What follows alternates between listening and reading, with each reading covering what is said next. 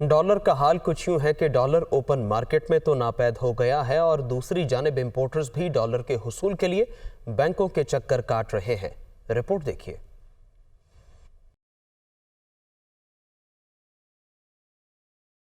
अवाम अगर एक्सचेंज कंपनियों का डॉलर खरीदने के लिए रुख करते हैं तो उन्हें वहां डॉलर 232 रुपए में फरोख्त होने का रेट जरूर मिलता है, मगर डॉलर नहीं मिलता क्योंकि डॉलर ओपन मार्केट से उड़न छू हो गया है। दूसरी जानिब इंपोर्टर्स भी डॉलर के पीछे मारे फिर रहे हैं। तमाम ताजरान है बशमूल चाय के, वो डॉलर के लिए मारे बैंक टू बैंक फिर रहे हैं, उनको डॉलर्स मिल नहीं रहे। डॉलर ना होने के बायस ताजरों के सैकड़ों कंटेनर पोर्ट पर फंस कर रह गए। किसी बैंकों में तो 1 महीने से भी डॉलर नहीं मिला है। हाल हमारे पास अभी 2000 कंटेनर पोर्ट पे पड़े हुए हैं और अभी आने वाले 4 से 5000 कंटेनर हैं। डॉलर की वजह से गैर मुल्की तिजारत मफलूज होकर रह गई है, जबकि स्मगलिंग और मिस डिक्लेरेशन का कैंसर मईशत में तेजी से फैल रहा है।